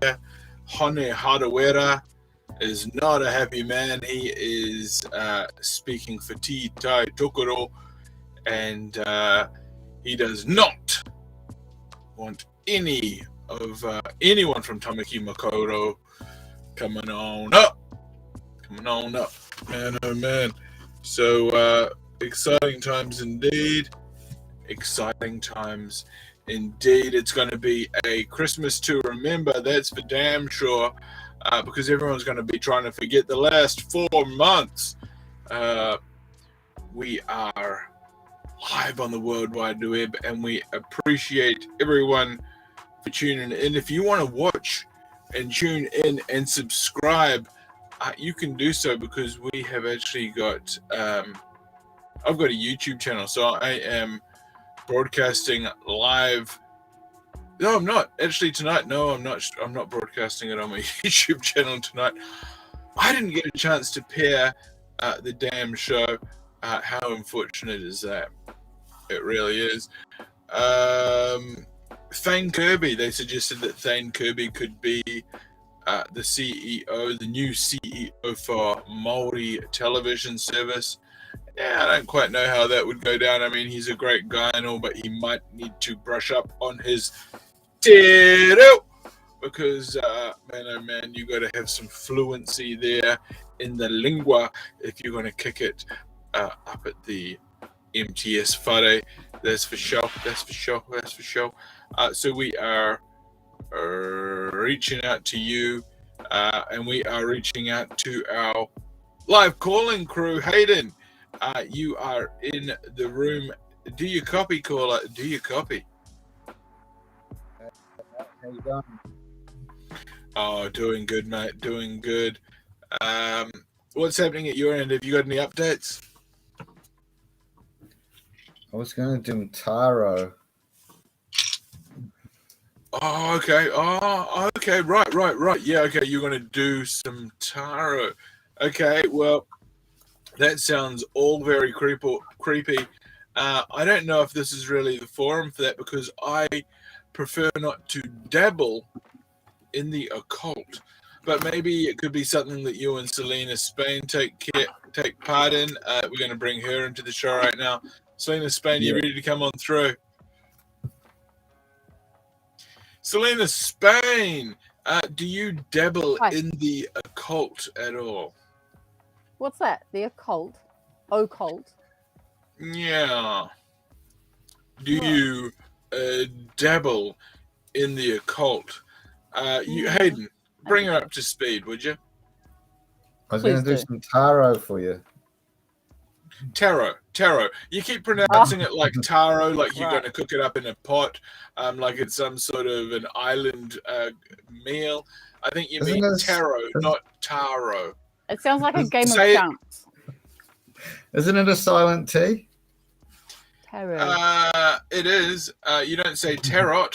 You still say taro, but you don't say taro. It's like saying raro or raro. One's a drink and one really isn't. So what were you going to say about Hone? Hone Harawera, he doesn't want people coming up there into his rohi. Is that how you say it? Rohi? Does that mean land? I've seen him around before. That guy. I remember when he parked his car. When they say that about us. I remember when he parked his car. He doesn't want Aucklanders up there. Yeah. Yeah, I think it's always interesting when they ask why Māori vaccination levels are so low. It's because they haven't been going out and getting vaccinated. Wake up. Okay, but yeah, it's very interesting. Elena, what did you do with that $50? I gave it to Benny because, I don't need to eat. So, the whole $50? Oh, I think that is... no, I didn't give him the whole $50. Hang on. That is... We're just going to... Selena Spain is making false claims there with that statement. I've received no funds whatsoever. I don't take money donations or funding from any entities or bodies to do this show. The most I've received to do this show is these damn cool-ass glasses that I wear. I'm very fortunate to wear them. And, those are pretty good glasses. What's the name of the brand? Fortune. Fortune. Selena Spain. Who are you bribing this week? Bribing? Who are you bribing? I'm going to go Fortune Eyewear as well. This week. Oh, you got a pair too. Were you a winner? Were you a winner? How did that work? Because you won, didn't you? No, I didn't. I didn't Did you go win. And buy a pair? Did you go and buy a pair? Yeah, I went and bought a pair about a month ago, 6 weeks ago. Okay, when you saw it on the show? Yes, I'd never heard of them before until this show. So I'm just going to say that Fortune Eyewear is amazing. Fortune Eyewear is some of the best eyewear you can get. Yeah, it was just a great transaction because the communication was great and it was on point. Yes, and it's just like flexible payments. I don't know what level we were in, but I ended up just picking them up out of a letterbox, out of the seller's. I don't know. If it right, yeah, okay, so it was contactless. Yes, totally, and they just gave me the address and then picked it up. I don't understand how something can be contactless if someone's just picked it up and Yeah, put I it know. somewhere, and then you go and pick it up and take it somewhere Yeah. else. Because So just by the everyone's very touched nature it. of touching something, that's actually Yeah. contacting True. that item. Is Exactly. it the thing that you're not contacting the person? Yeah, I think it's the They person haven't first. described You it. just had to contact them to hook up the whole handoff. Yeah, because with COVID, I think the breathing thing, and if you're in someone's space for like 10 minutes, I think that's when it gets contagious. 10 minutes, you reckon? Absolutely. So you're allowed to do stuff. You're allowed to exchange items. But if you're in the place where the same items are, don't be any more than 10 I don't minutes. know. I mean, fuck, I'm not a chemist, but I think it's something like it doesn't live on surfaces as it lives in like Doesn't live on the glasses. So saliva or breath or whatever. if you get those I'm glasses, not a chemistry major. Not yet. are those glasses better than blue blockers? Yeah, I think Benny's glasses look amazing. Like they really, really, Yeah. really suit him. He's got a good face, so he just wears glasses really well. But yeah, I didn't, because I didn't see these in the shop. Obviously, just looking online, so you have no idea if they're going to suit you or whatever. But Oh, the Ox. Yeah. Jamie the Ox Oxley is typing in the chat. I'm just going to place the link there. There's the link there, my guy. It is in the chat. This is open line. Right. Talkback. We are. Selena, I got a card for you. I got the king of King of Cups. Okay, so what's going to happen now is you guys are going to dabble in the occult. I'm going to go back and do some programming in the system and check out on the stats. You guys dabble in the occult, but leave me out of it. I want to have a clean conscience. I don't want to be possessed by no I don't want to be possessed. demons. White light, protect me. Oh God. Yeah, so basically what it is I'll tell you what's going to happen. So this one is the Page of Pentacles. Right. And that's basically a young woman up to 25 years, student, could be a male or female, but it does say young woman. It does say young woman could be a male or female. So what I think about that is basically what is going on in the news today, gender fluidity. Oh yeah, what was that story? What was that one? You can be a man or a woman, it doesn't matter. Fluidity. Right. Fluidity. Yeah. You could knock on someone's door and say, "My name is Greg." And Happy Halloween. I'm 2 weeks late. you Sorry. can't protest that their name is Greg, or you can't protest who they are, or what they identify as. So. Okay, keep reading the cards. Keep dabbling. So, well, basically, I've got to go on to that one a little bit more because that reminds me of the Olympics. And not a lot of people went on about the Canadian trans. From New Zealand? No, Canadian. Oh, not Ooh, the weightlifter. the Canadian one. Yes, very hot. Very hot topic. Identifies as they or them. Yeah. Played football, and Canada won a gold in the football. No one mentioned that. If New Zealand won a medal, I would have gone, good on you. You know, fucking, we got a medal. But because they didn't finish nowhere, I was like, what's the point of it? Hayden, can you turn up your volume just a touch? Is that possible? I can't turn up my volume because I'm speaking into the camera. So what's the next card? And can you put the camera on the cards? Is that possible? Or just hold it up closer to the camera? Yeah, the next card is that one. You see it? Can you see it? Okay, what's that one? This is a 6 of Cups. Happy house and childhood memories. So it's basically about 6 cups. So what they represent in someone's life? Are they full or are they half full? Full. So basically they bought a 6-pack of Spades from the alcohol store. Yeah. And They're Just for hold boy- that thought. Hold that thought. A 6-pack of booze from the alcohol store sounds like my old buddy. I get boosted with the mullet. Oh yeah. How's it going? How's it Good, going? man. Good. Show me the Oxley, live and direct. Get boosted with the mullet. Follow him on TikTok. How's your TikTok going? Oh, I don't know. I haven't checked it because I don't have it on my phone, just on my iPad. But yeah, it was going all right. I need to make a few more videos though. But Oh yeah, mate. Yeah, You're gonna have to do it's all some good. videos. You know, maybe What's- run around, squirt yourself in the face with a hose, do something in slow motion. Yeah. yeah, Talking all about the cliches. Yeah, that's the Yeah. one. Hey, have you Oh, ever yes. dabbled? Yeah, what were you gonna say there, buddy? what's your content Talking about? about sunglasses. Oh yeah, what I are you run wearing? the old dirty dog. Oh, you Oh, are nice. a rebel. That is a great look there, the dirty dog. Where did you pick them up? What's that joint called on the Gold Coast? Australia DFO Fair. or whatever. Australia Fair, mate. Yeah, the- Australia Fair. Okay, Yeah, Rebellion. so, yeah, something like that. Where Rebellion, you buy mate, cheap, seen it? you buy cheap clothes. yeah, Oh, the I bean forget the name candy of it, fucking but yeah. Walla Walla. Hey, so that's exciting times. Have you ever been to a psychic or had your cards read, a tarot? Have you ever had that done?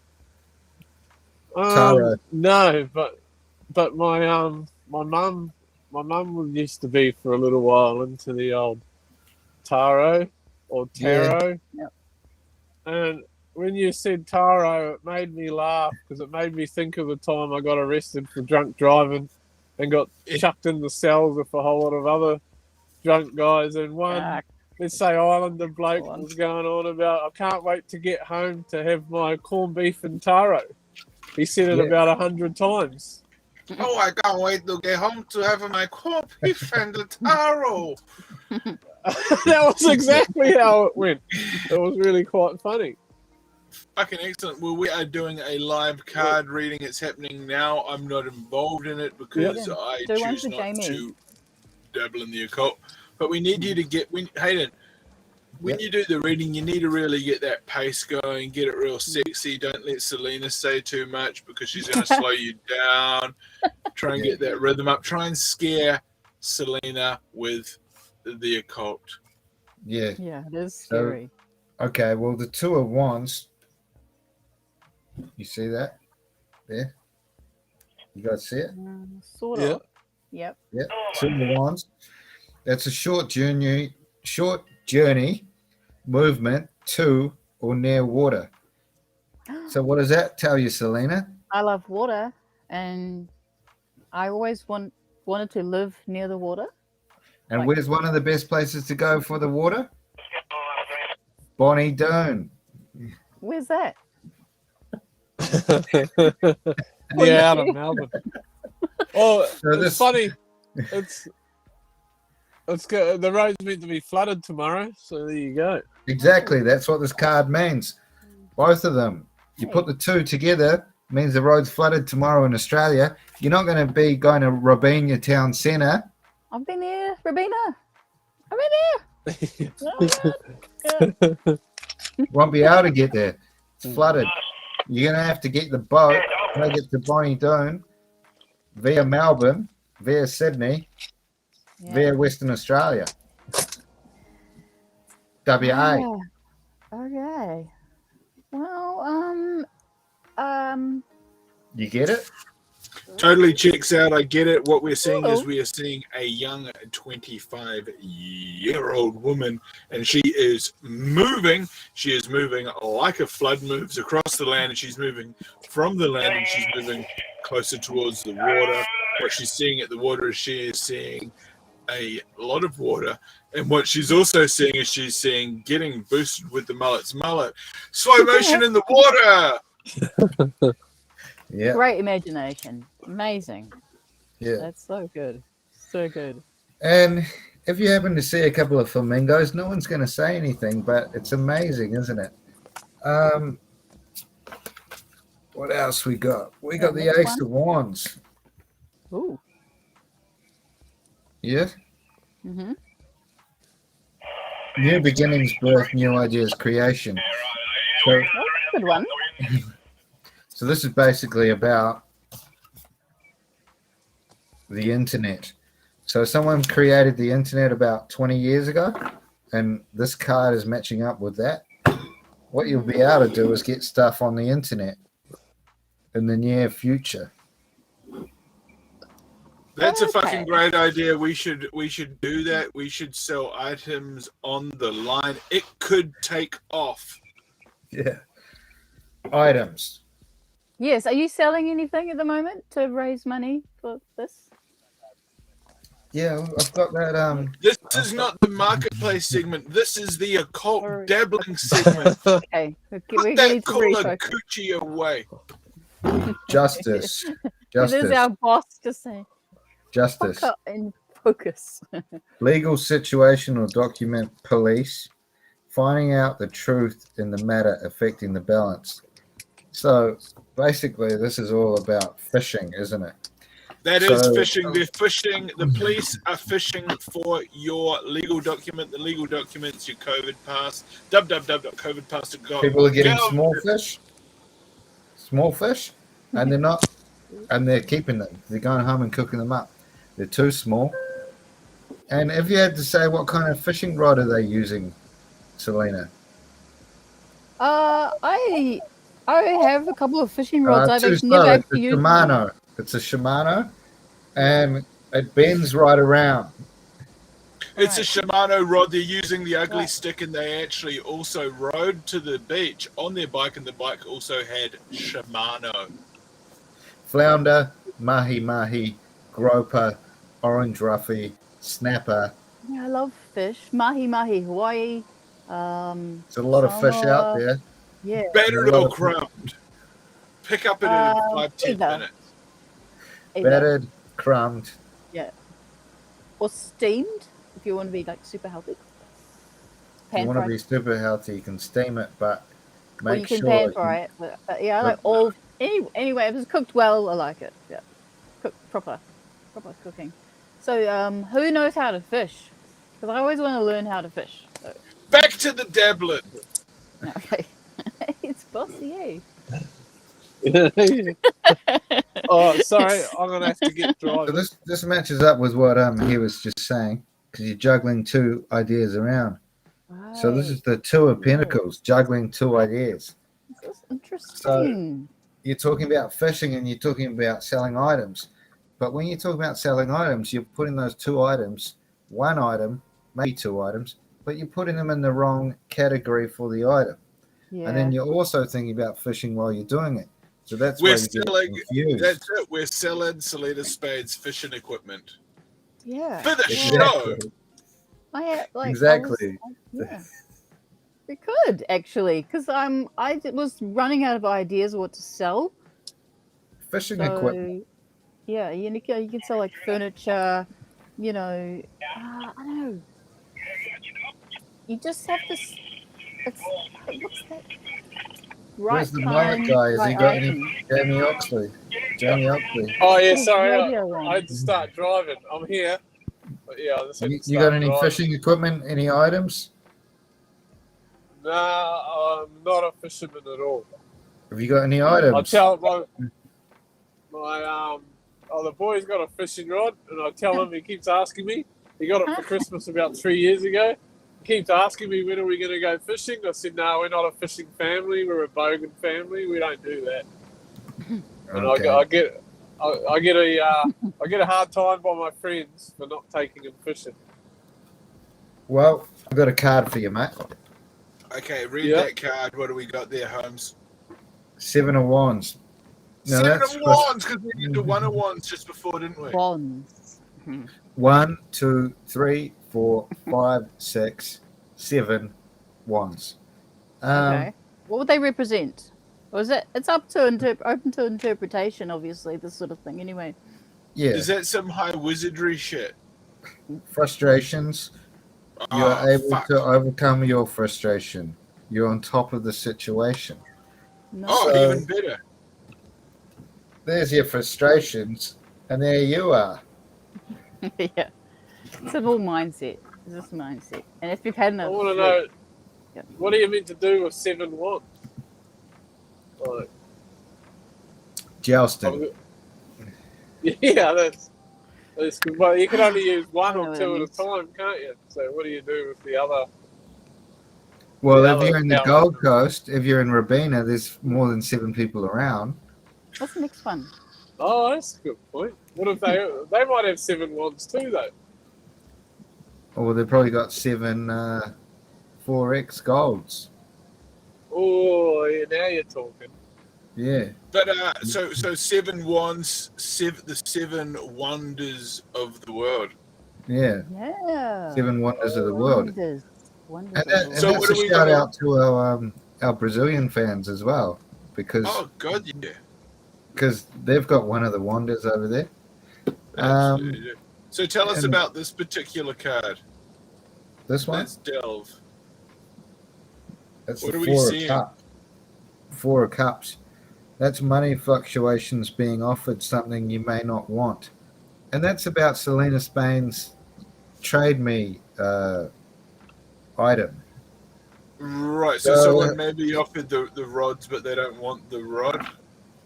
Yeah, so a lot of people saw an item online and thought, this is something I don't want, but I'm being offered this item. No, it went very quickly. And What It was was a low. said item? It was a high value item that became a medium to low value item, Yeah. exactly, it's the wrong climate for that item. But, yeah. and also it was a great item though. We needed to get rid of the item. The item was taking up too much damned room in the house. And was it a contactless pickup, or did you actually manage to contact with him? Have a little contact. Well, You've kept in contact, haven't you?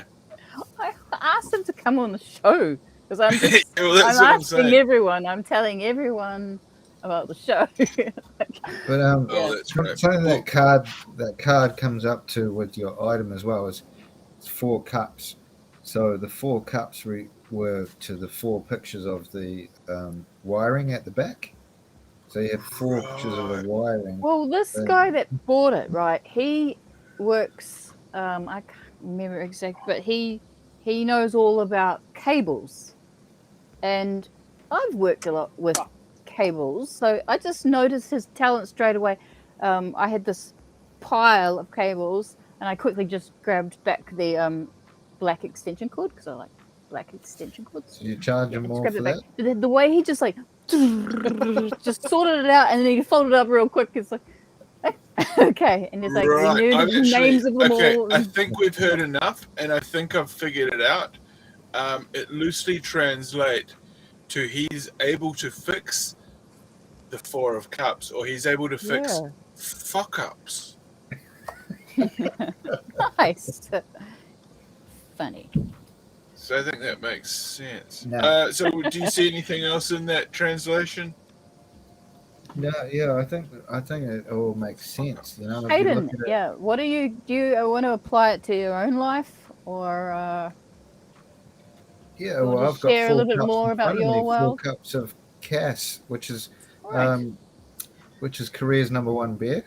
Okay. I'm not sure if it's South or Haven't North tried it. Korea's #1 beer, but no one's judging, are they? No. Okay, so what? How many cards are you going to be drawing tonight? Don't know. Right. Okay. So we don't know. You don't know. I don't know. The cards don't know, but the cards are going to find out. We're going to find out. You're going to find out. The cards will let us know when they know, and as Well, they check this know, one when out, we don't Benny. know. We had 4 cups, now we've got Yep. 3 cups. 3. Oh fuck! You just drank that whole cup. Celebration of happiness. Oh well, yeah. We Yeah, I could think- celebrate it. And that's talking about the sale on Trade Me. It was a great item. We were sad to see the item go, but in retrospect, we were we've glad to moved get rid on. of the item. We hate the item. Lose the item. Yeah. We moved want to on. find a new home for the item. Music is No. a celebration of happiness. And Yes. when I think of music, I think of Wayne Anderson. And I think of his massive hog.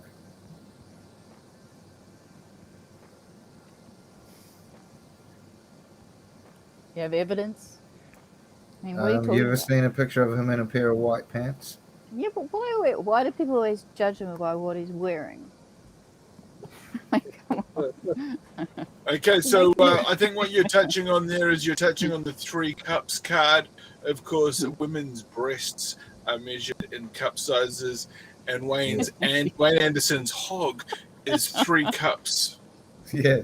Wayne Anderson's hog is measured in cup sizes. He wears a And- man bra. And the cups are pint cups from the Manurewa RSA. So that's 560 something mils of liquid. Times that by 3. That's right. liquid capacity of Wayne Anderson's hog. And if you're a female, you're getting that on a Wednesday night in KFC in Manurewa on the 2nd floor of the KFC. Okay, let's keep moving on. We're going to keep moving on because this is really going to drop our viewership. Let's. Is there anything else that you want to read into this tarot card?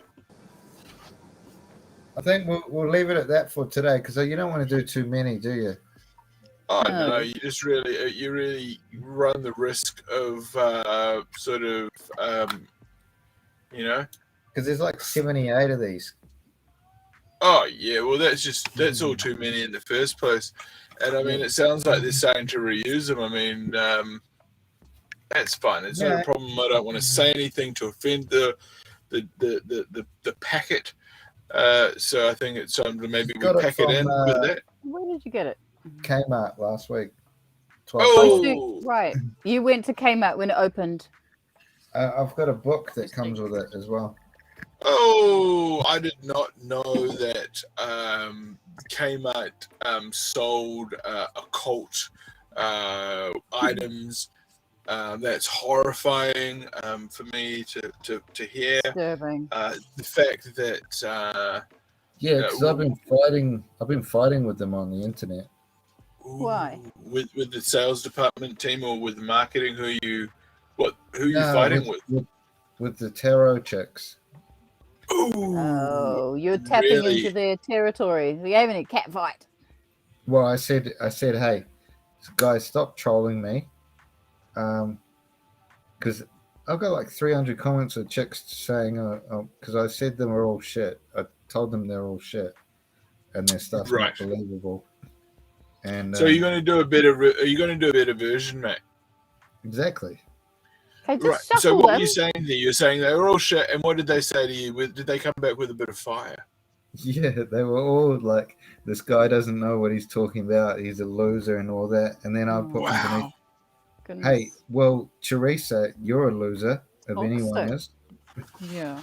Okay, well, it sounds like all very intense. Now, did you manage to tap into their clientele or their fan base and maybe gain a few subs during the whole sort of online sort of fisticuffs? Yeah, because a lot of them they were giving me shit about the amount of followers I had. Saying, You'd actually been. This was all sort of played out in real time in the media, and apparently 12 months prior, you'd actually been cancelled for sort of getting a bit rapey online, didn't you? You got a bit rapey in the comments section. Probably, but I don't remember that. Okay, But, you were blacked out drunk, but it was awesome. I don't know. Okay, Hang so yeah, but they keep Our coming. legal department is saying that I have to say that was alleged. Yeah, that was alleged. Okay. That was alleged. You don't know. I don't know. The AI doesn't know. The cards can't tell us. There you go on. Can you also get like the the Ouija board, or Ouija, the Ouija,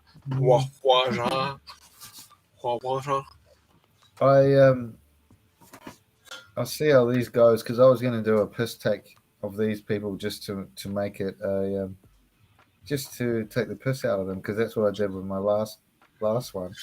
yeah. I'd be careful with that, mate. I would be very careful with that because that could. I mean, imagine if the 4 wands really affected you in the realest way. You know, I mean, you don't really want They to probably have like voodoo dolls, so be careful. finagle with the crypt. You know, this is Yeah. mystique. Well, I the place that I used to live in Brisbane, I actually had a fucking ghost in my room. Wow. Oh, I'm out of here, man. I'm out of here with that voodoo hoodoo. I could tell you the I'm story. multitasking. Sorry. Business. What are you doing? You're selling the fishing rods? Are you listing the fishing equipment Well, and the speedboat? lately- List the speedboat. Put them on as a single item. Have you got cans of tuna that you're going to list on? Yeah, Facebook? put them in I'm bait. being Put very- bait in there. Fresh fish. Yeah. Frozen mullet. Yeah, like I can't remember where the fishing rod came from, but I had it at the Bonito. office for a while, and it was still in the box. So, and I just had it near my desk, and I thought, well, I'm just gonna keep it there for inspiration. Do you Yeah, reckon? well, that's what we want. We want new items that are already boxed. They sell better at market. Go right ahead, Hayden. We are listening to you, guy. Well, do you reckon, like, because you know how supermarkets the only ones open now, Correct. and everything's kind of getting harder and harder to buy. Right. Do you reckon you start piling up on cans? Hmm. Well, you know, cans have only got a limited shelf life. I mean, people say that they'll last 40 years. Incorrect. Of course, as we all know, there are photophthalates right there in the inner layer of the can, and then within about 12 to 18 months, this becomes highly toxic, and if this is ingested, it can lead to kidney implosion. You'll literally shit blood for a week solid, and then you'll compress into a stinky heap and die. But no, I mean you need to rotate. You need to be rotating your can stocks. So having a heavy, it's too much omega-3. Of fish. Too much fish. Too much salmon. You know, there's plastic in salmon. The Great Really? Pacific Garbage Patch. You know, microplastics. It's not looking good. Benny, what's your favorite food? I like deep fried microplastics. I like orca. I'm a big fan of orca. no. I like what is it again? Shocking. Deep fried Harambe steaks with a side of what was that? Australian bushfire koala. They're a bit too chewy. It's like one question. And Very this guy chewy. just, you see where Very his brain chewy. goes? The chlamydia gets stuck in your teeth. Put together by Rachel Ray. Rachel Ray. Yes, I she can know. cook anything. On She a can make bed, anything work. on a Yeah. bed of flamingo milk. More like Very good. flamingus, my friend. Right there, a dozen bright pink flamingus. It's because it's very exotic.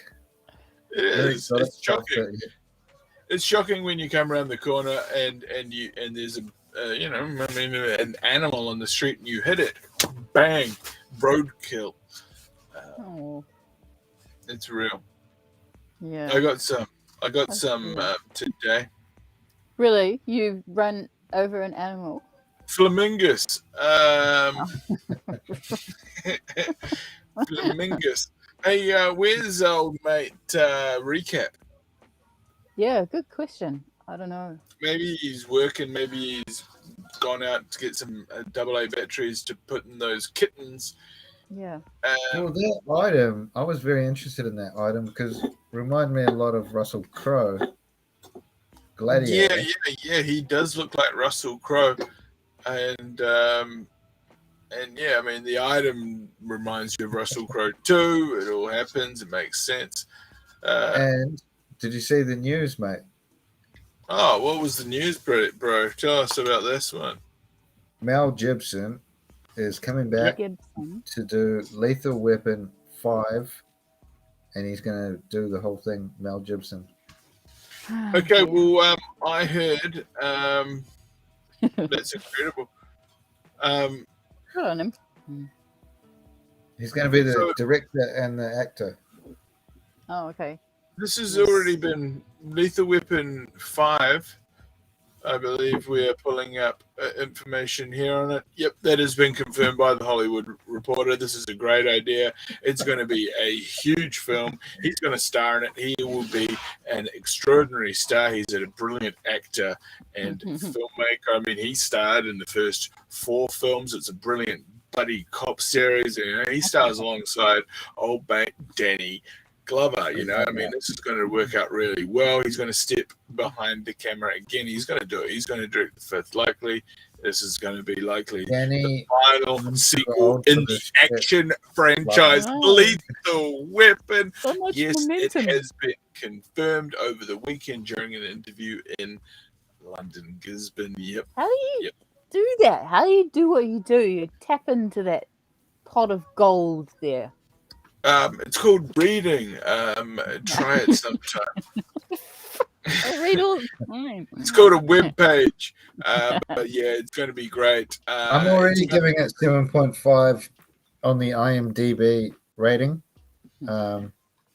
This is what's happening. It's a beautifully cruel, tragic story. Last year, the former director Richard Donner, he passed. He passed last July. So Mel Gibson, or as we know, Gibson, Mel Gibson is set to direct Lethal Weapon 5. And it's great because what do we need in movies now more than ever? Guns in movies, guns on film set, guns. Hopefully Gibson doesn't shoot his DOP and director in the skull. Hopefully he's got better sense than to scrounge cheap it. Don't be cheap when it comes to armory and gun safety on set, because you'll shoot someone's head out. Bring back the jeans with the white tennis shoes and the jean like jersey thing, so the double denim. Yeah, double denim, the jeans shirt, and running around solving crimes and that. Why don't we have now? Gibson, did he play? Did he directed the Christ film? Didn't he? Yeah. So He why did. don't? That sounds awesome. There He could doesn't be like a Jewish scene. people. There It was should be a awesome scene to watch. set in heaven. You know, like they have all these Yeah. movies. But what about the scene set in heaven? He knows how to. He's worked with Jesus. They go way back. I'd love to see a scene set in heaven. It could be a fantasy. What could happen is Danny Glover could get hit. He could get hit with a big blast of ayahuasca. He could be visiting Joe Rogan in the scene. Joe Rogan's maybe on a private jet. What happens is, or it could be a private jumbo jet. There could be all this space. They have a fucking whole ayahuasca thing. Glover gets fucking clapped in the face with a big punch of ayahuasca straight to the fucking He could play cerebral cord. baseball. He has a full transcendental fucking psycho fucking meditative fucking transcendental translucination. His fucking Rogan. mind fucking envelops on itself. He fucking shoots skyward out of the He's in a flotation tank with Joe Rogan. Exactly. He's across the table from fucking Grogan and also fucking Gibson. They're fucking transcendentaling each other. They're fucking working the toes. And halfway through, they stop it to sell vitamins. Exactly. Alpha Brain. It'll give you the Amazing. pickup. On And its Impressive. Bluetooth. Onto its supplements and CBD Lion. But yeah, extraordinary times indeed. And what And we're he's going like, to do is he's like, before we do this, Mel, I'm going to have to eat some elk meat. Yeah, well, that's always a distinct possibility when you're dealing with Grogan. So yeah, I mean that can work for Gibson. That's exciting. I think that's going to work well for Gibson. Yeah. Of course, Something to look forward he's to. doing a franchise with the famous drywall brand. A lot of people call it plasterboard, Jibstop or Jibboard. So Mel Gibson will be actually doing a live demonstration, an installation demo, where he'll actually be drywalling a 20-foot square wall. And that they make it a thing. They're like, oh, hey, I've got to pick up Danny Glover. Yeah, but we've got to pick up Joe Rogan. Where's Joe Rogan? Oh, he's in Montreal. What? Montreal? Is that a real place? Yes, it is. We're going to fly there on our private jet. And they make quick work of that. It all happens. They have ayahuasca in the sky. Glover, of course, transcendentalizes. He goes up to Jesus. It was a Jesus scene. Of course, Mel Gibson knows Jesus from Passion of the Christ. Exciting times indeed. I mean, this show's been a real eye-opener. I learned about politics, economics. I learned about how you can basically go down to Kmart and buy how much were those tarot cards? $6.50? It's $12, but it comes with a book. Jesus Christ, $12 comes with a book. No one's reading books anymore. That's just glorified garbage. Put it on the fire. The book itself's probably worth about $6 New Zealand dollars. Okay, well, what you should if do I was is to sell the item separately, as a separate item from the tarot cards. I'm with you. So it's a little bit of a bargain. So what I'd suggest you do is you wake up early this morning, tomorrow morning. It's almost. I'm quite ahead of myself. Wake up early in the morning. Get up early. You know, set your clock back an hour. Just fuck with your entire fucking equilibrium. You know, totally do that. And what we need you to do is go down to your local community library. They're going to be open tomorrow. If they don't let you in, rush the door, just like at Astro World. Rush the fucking gates. And what you need to do is you need to get the photocopy. Don't use the one out in the library proper. Go into the office. It's free. Again, rush the door. Gotta confuse the body. And just basically photocopy the whole fucking book. Take the photocopies, put them in one of those clear leaf folders, or you can staple them, ring binder if you got a hole punch. But what I sometimes do is I'll just put them in an envelope, a manila folder. It's cheaper than owning the book. Then you can take the book and sell it online. What I was thinking of doing is like just finding somebody's address, just a random person. Money to the show. Yo. A random person who I've never heard of before, just finding their address, sending it to them, and writing Merry Christmas on it. Ooh, or you could do the Midi Kitty Mitty. Very culturally diverse. And they'll get it and they'll go, what? I don't even know who Hayden Brown is. They'll be fucking confused. They'll want it returned to sender. They'll think that you're trying to do some sort of jinxie hoax. Nobody wants to be to have that done to them, especially from a $12 item. To think that you could throw your whole life away and be demonized from a $12. They might even re-gift it. You know, when you get a gift and you just give it to somebody. That's always good. Keep the receipt. You might find that in 12 months, it starts to delaminating on the card from frequent use, and you think this is a breach of the Consumer Rights Act. I'm going to go there and exercise my rights and demand a full and complete 12-month guarantee on the wherewithal with the product. I mean, wear and tear goes within reason, but this is fair use. And you just demand the product. Just say, look, well, I'm going to occupy the store. I'm going to sleep in the pup tent down at aisle 7, and just make a huge scene. I truly recommend it. Hey, I hope everyone's had a great show tonight. I surely Yeah. have. I know that I'm Definitely. thinking I'm going to have to take a bunch of Ambien and some sleeping meds and trace it with a liter of vodka to try and sleep tonight. Yeah. Either that or I might just jam a sock down my throat. Well, those are fantastic glasses.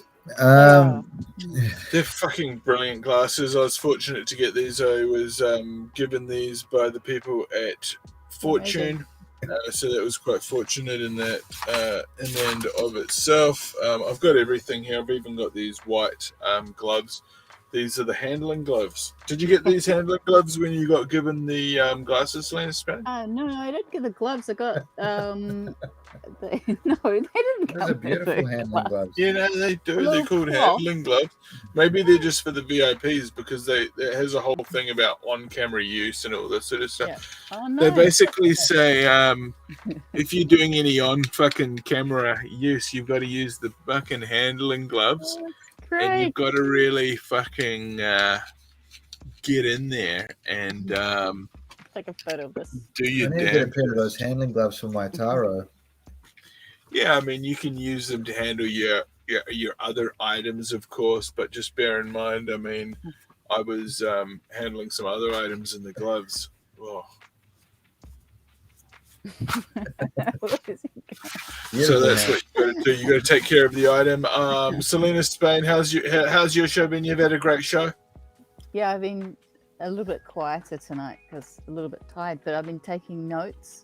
And Okay, we'll take note because we have got a secret special guest on the show. Yes, right all now, the way from Gisborne, Portugal. It is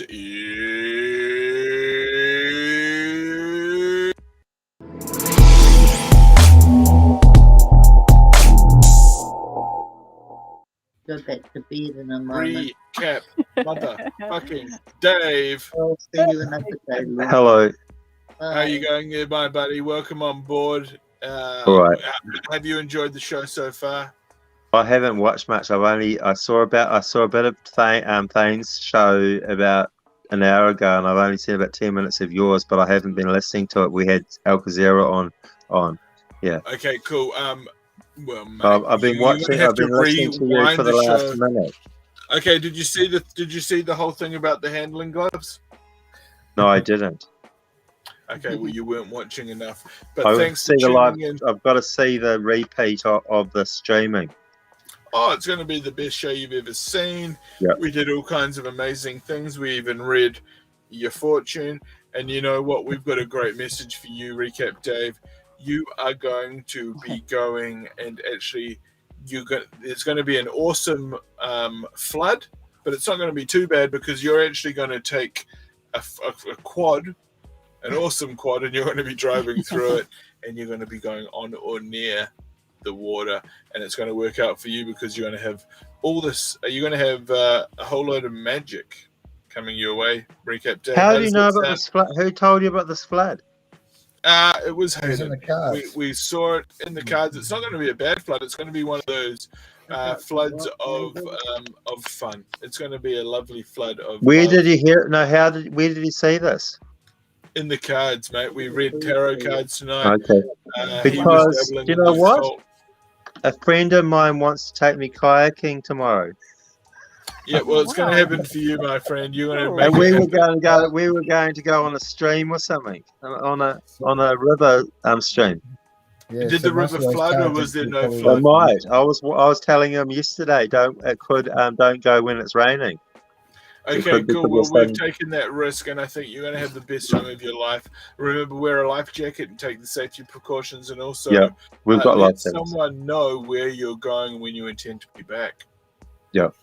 most of those Okay, cards are recap, probably- Dave. We're going to have you back soon. Hey, Selena Spain, I'm going to let you go. Thanks for joining us tonight. We'll see you again at some other time, of course. Okay.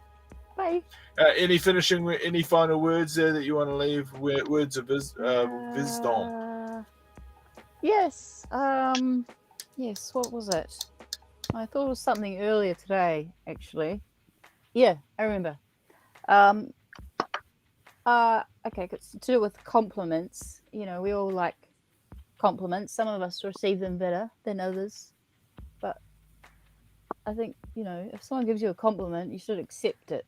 So, and I can live on a good compliment for 2 months, Mark Twain. Okay, perfect, Selena. Well, you've done an excellent job on tonight's show, Selena. You've done a great job. Thanks for joining us. And Hayden, how about you, my guy? Have you got anything that you want to leave the home viewers with, something other than your thoughts on? Oh, that was just a beautiful photo of Wayne. When do you get Wayne on our show for an interview, I reckon? Yeah, we need to get him on here at some stage. What's that there, Wayne recap? Anderson. Yeah. How you doing, darling? Sing of Thanks songs. for joining us on the show. We're just finishing up the show tonight, and Sure. it's been a great show. So yeah, we're going to get Wayne on the show maybe sometime. We'll get Selena. See Wayne Anderson? Wayne Anderson, sing Yeah, of Wayne songs. Anderson. Look, Julie, look, Wayne Anderson. Not. It's Wayne Anderson. You told me, David. But I want Julian to see. Look, Julian, look, Wayne Anderson, singer of songs. Look, Julian. Yeah, calm down, mate. Calm down. He's amazing, Wayne. Yeah. Okay. Recap, Dave, mate. I think you've convinced your flatmates and you've pestered them. They must really love living with you, mate. That's an extraordinary opportunity. Hey, that's a big cup. It's a What have big you got one. in that? Is that soup? It's coffee with milk powder. Okay, well you've done a great It's job, recap, Dave. Hey Hayden, you've done a great job too. I'm going to let you go. Okay, Hayden. Yep. I'll see you That's guys Julia. later. What have you got there? Have you got the Illuminati picture of tattooed it. on you?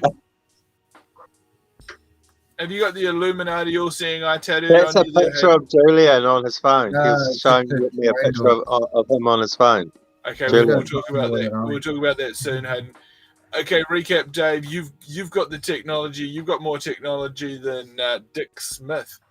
That's Julian's phone. I'm at his Okay, well, place. has he given you permission to touch his tech? Touch his tech. Okay. Hey, recap, Dave. Thank you for being on the show tonight, mate. We're going to talk to you again real soon. Okay, Yeah. buddy. Bye. Okay, buddy.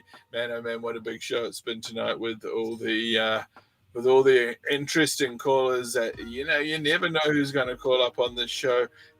Big thanks to the hosts of the show, of course, Thane, Kirby, Sophia, Mantell, and Luke Dello. He sometimes comes on the show. He's not much of a regular host, and of course Benny Mack, and also all our regular viewers. You know who you are. You know who you are. Big thanks to Thane and Sophia from Talkback with Thane and Sophia. You've been watching Talking Smack with Benny Mack. Let's wrap this show up. This has been Wednesday, the 17th of November, 2021. Ka kite ano.